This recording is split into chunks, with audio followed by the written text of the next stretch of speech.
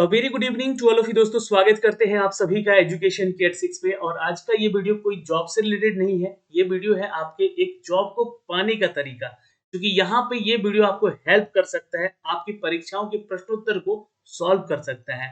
जी हाँ, हम बात कर रहे हैं इकोनॉमिक सर्वे की। और आज हमारे वित्त मंत्री निर्मला सीतारमन जी ने यहाँ पर इस इकोनॉमिक सर्वे 2023 को प्रस्तुत किया है। क्या मुख्य बिंदु हैं, उन मुख्य बिंदुओं को आपको एक झलक में इस वीडियो में सारा चीज दिखलाऊंगा मैं। और इन सभी मुख्य बिंदुओं को आपको याद रखना होगा। इसका पीडीएफ मैं आपको इसी वीडियो के लिंक में शेयर कर दूंगा, तो आप उसको डाउनलोड भी करके पढ़ सकते हैं। जो भी इंपॉर्टेंट फैक्ट्स हैं हम आप तक साझा कर रहे हैं इस वीडियो के माध्यम से।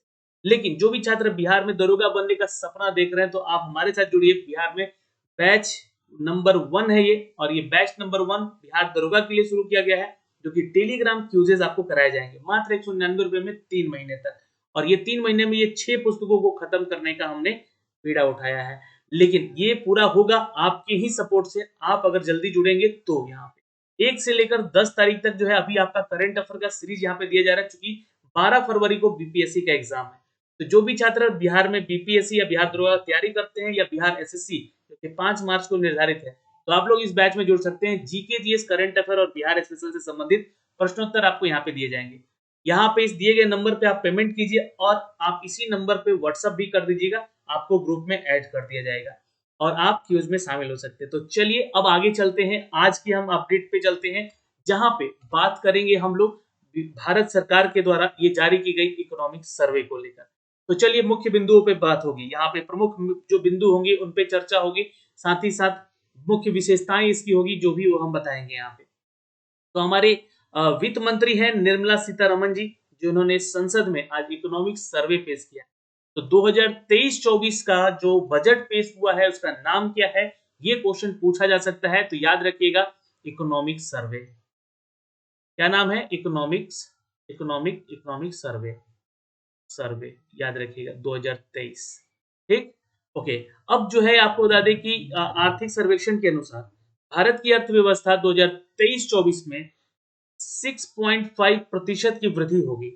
ये पॉइंट नोट कीजिएगा, क्वेश्चन पूछा गया था लास्ट बीपीएससी के एग्जाम में कि 2022-23 में जो है ना 22-23 में जो कि आर्थिक वृद्धि दर हमारी अर्थव्यवस्था कैसी थी, तो वो याद रखते हैं 7% था, है ना। लेकिन इस बार 6.5% रहे, जो कि देखिए यहाँ पे बोला भी गया है। जबकि चालू वित्त वर्ष में ये 7% और 21-22 में ये 8.7% रहा है। आर्थिक सर्वेक्षण के अनुसार दोस्तों 2022-23 मुख्य रूप से देखें तो पिछले वर्ष की तुलना में अर्थव्यवस्था के प्रदर्शन का सरकार का आकलन है ये। और भारत जो है दुनिया में सबसे तेजी से बढ़ता अर्थव्यवस्था है। तो यहाँ पे थोड़ा सा गिरावट दर्ज किया गया है, लेकिन फिर भी बढ़ती हुई तेजी से अर्थव्यवस्था हम लोग पूरे वर्ल्ड में। तो यहाँ से 3 क्वेश्चन 2023-24 का ये जो भारत की अर्थव्यवस्था है, ये आर्थिक सर्वेक्षण के अनुसार कितना अनुमानित है? ये है 6.5। याद रखेंगे इसको मैं अंडरलाइन कर दे रहा हूँ, और ये पीडीएफ मैं आपको शेयर कर दूंगा नीचे दिए गए डिस्क्रिप्शन में या कमेंट सेक्शन के लिंक में, उस लिंक के साथ, तो आप लोग उसको जरूर ले लीजिएगा। आर्थिक सर्वेक्षण 2022-23 की प्रमुख बिंदु देखिए, वित्त मंत्री हैं हमारी निर्मला सीतारमन जी। क्वेश्चन एग्जाम में पूछा गया है कौन है अभी, तो बताइएगा, निर्मला सीतारमन जी हैं। इनकी तरफ से संसद में पेश किया गया इकोनॉमिक सर्वे, ये नाम है इकोनॉमिक सर्वे, इसको कहा गया है इस बार। और ये फाइनेंशियल ईयर 2023-24 में भारत की जीडीपी नॉमिनल टर्म में 11% की बेस लाइन वैल्यू से ग्रोथ करेगी। तो ये अनुमान है कि ये 11% की बेस लाइन वैल्यू से ये क्या करेगी, तो ग्रोथ करेगी इस साल। वहीं पे अगर हम बात करें दोस्तों कि रियल टर्म्स में जो इंडियन इकोनॉमिक है, ये 6.5% के हिसाब से ग्रोथ करेगी। तो ये हमारा भारतीय आर्थिक सर्वेक्षण बता रहा है कि ये 6.5% के ये रियल टर्म्स है, ये मतलब कि इसी में चलेगा। अनुमान लगाया गया है जो कि भारत का जीडीपी नॉमिनल टर्म्स में बताया गया है, ये 11% तक जो है आंकड़ा जा सकता है, इसका वैल्यू बढ़ सकता है। सर्वे में यह भी कहा गया है कि वित्त वर्ष 2022 में जो लास्ट साल गया है, उसमें अर्थव्यवस्था का जो ये नॉमिनल टर्म था, ये 8.7% का हिसाब तक ग्रोथ रखा गया, लेकिन ये 11% इस बार रखा गया है। और इस बार जो है रियल टर्म्स बताया गया है 6.5%। तो ये डेटा याद रखना आपको इस तरीके से, ठीक है। अब देखिए, इकोनॉमिक सर्वे 2023-24 में कहा गया है कि मौजूदा साल में भारतीय अर्थव्यवस्था के 7% के हिसाब से ग्रोथ का अनुमान है। अब देखिए हर कोई अलग अलग अपना यहाँ पे आंकड़ा देता है, तो इकोनॉमिक सर्वे जो है भारत, वो कहता है कि ये भारतीय अर्थव्यवस्था है ये 7% के हिसाब से ये ग्रोथ करेगा।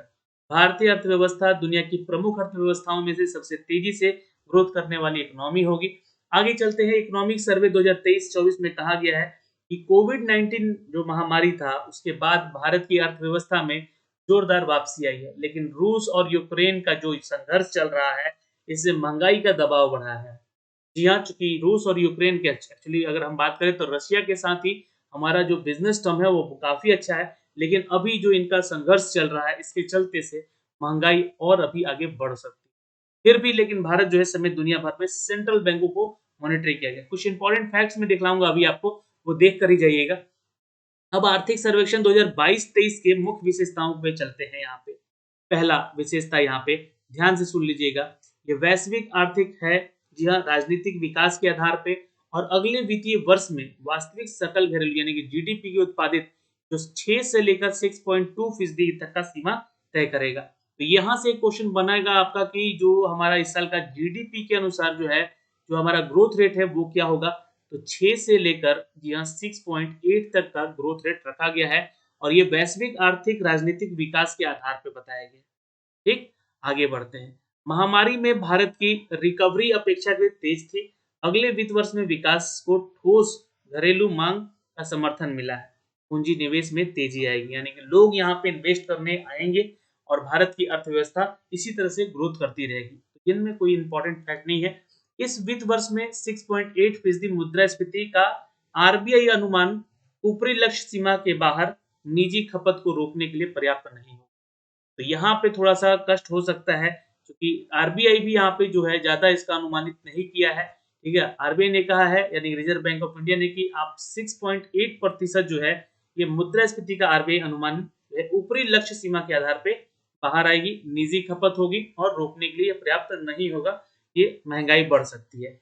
उधार लेने की लागत लंबे समय तक अधिक रह सकती है, उलझी हुई मुद्रास्फीति कसने वाले चक्र को लंबा कर सकती है।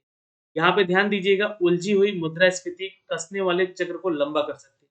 यानी कि जो लोग लोन लेते हैं, है ना? और लॉन्ग टर्म्स लोन लेते हैं, ना? उनके लिए तो थोड़ा-सा रिलैक्स होगा, लेकिन गिरावटें जो है इनके मतलब कह सकते हैं इनके जो रेट्स में गिरावटें हर साल ऊपर-नीचे होता रहता है, वो नीचे जाता हुआ कम दिखेगा। यानी कि जो आपका इस साल जो होगा लोन जो है आप लोगों ने लिया है, वो या तो स्टैटिक्स हो सकता है, यानी कि ज़्यादा ऊपर नहीं भागेगा, लेकिन हाँ, ज़्यादा नीचे भी नहीं जाएगा कि आपको सहूलियत हो सके। अमेरिकी केंद्रीय बैंक के द्वारा ब्याज दरों में वृद्धि की संभावनाएं के बीच रुपया में गिरावट चुनौती बनी रहेगी। यानी कि देखिए अभी जो है लगभग 80 रुपया जो है डॉलर है हमारा, है ना? इक्विवेलेंट अगर देखा जाए तो, हाँ, तो ये और भी बढ़ सकता है, डॉलर का वैल्यू बढ़ सकता है क्योंकि रुपया का गिरावट यहाँ पे बताया जा रहा है। तो महंगाई ऑलरेडी बढ़ेगी यहाँ से। वैश्विक जिस कीमतें, है ना, ऊंची स्तर पर बनी रहेगी, चालू खाते का घाटा बढ़ सकता है, कुल मिलाकर बाहरी स्थिति मैनेज रहेगी। भारत के पास सीएडी वित्त पोषित करने और रुपए की अस्थिरता को प्रबंधित करने यानी कि मैनेज करने के लिए विदेशी मुद्रा बाजार में हस्तक्षेप करने के लिए पर्याप्त विदेशी मुद्रा भंडार है। तो ये पर्याप्त है अभी हमारे पास विदेशी मुद्रा मुद्रा भंडार जो है काफी है, लेकिन जो है इससे हम लोग बहुत ज्यादा दिन तक जो है अपने बैलेंस को नहीं बनाए रख सकते हैं। रुपया और डॉलर के बीच के जो अपडेट बढ़ता जा रहा है, जो खाई बढ़ती जा रही है। उन्नत अर्थव्यवस्थाओं में मुद्रास्फीति के बने रहने और केंद्रीय बैंकों द्वारा दरों और वृद्धि के संकेत के रूप में वैश्विक आर्थिक दृष्टिकोण के नकारात्मक जोखिम भी उठ सकते हैं। ये तो बात हो गई, लेकिन इंपॉर्टेंट फैक्ट्स पे चलते हैं। देखिए, धीमी और विश्व वृद्धि सिकुड़ते वैश्व व्यापारिक के कारण यहाँ पर चालू वर्ष की दूसरी छमाही में निर्यात प्रोत्साहन में कमी आएगी और पीएम किसान, पीएम गरीब कल्याण योजना और जैसी योजनाएं जो हैं तो गरीबों को गरीबी को यहाँ पे कम करने के महत्वपूर्ण योगदान भी देगी। तो ये जितनी भी योजनाएं हैं, पीएम किसान योजना है या पीएम गरीब कल्याण योजना है, जितनी भी सरकार के द्वारा चलाई गई योजनाएं हैं, ये आपको थोड़ा सा राहत पहुंचाएगा। क्रेडिट डिसब्यूरेसल के बारे में अगर हम बात करें, पूंजी निवेश चक्र, सार्वजनिक डिजिटल प्लेटफॉर्म का विस्तार और आर्थिक विकास को गति देने के लिए PLI राष्ट्रीय रसद नीति और PM गति शक्ति जैसी योजनाएं लाई जाएंगी। आगे भी इसका अपडेट किया जाएगा। सौम्य मुद्रास्फीति मध्यम ऋण लागत के कारण जो है यहाँ पे 24 में 2024 में बैंक ऋण वृद्धि तेजी होने की संभावना। तो बैंक रेट जो है बढ़ सकता है दोस्तों वित्त वर्ष 2024 में। और जितने भी मध्यम ऋण हैं उनकी भी स्थिति आगे बढ़ सकती है, महंगा हो सकता है लोन वगैरह। जनवरी नवंबर 2022 में छोटे व्यवसाय के लिए ऋण वृद्धि उल्लेखनीय रूप से 30.5% से अधिक रही है। दबी हुई माल सूची में गिरावट देखी जाएगी। और चालू वित्त वर्ष में अप्रैल नवंबर में केंद्र सरकार का कैपेक्स जो कि होगा यहाँ पे 63.4% बढ़ेगा।